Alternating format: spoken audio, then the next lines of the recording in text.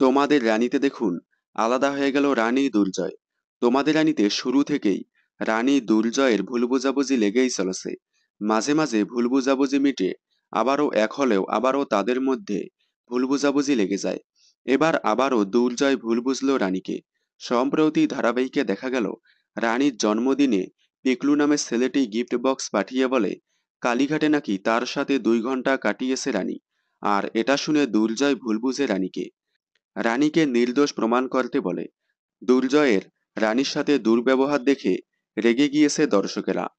তারা বলতেছে দুর্জয় সারা রাত অনিশার সাথে থাকে, রানী তো কখনো কিছু বলেনি। কিন্তু রানীর বেলায় দুর্জয় রানীকে নির্দোষ প্রমাণ করতে বলছে।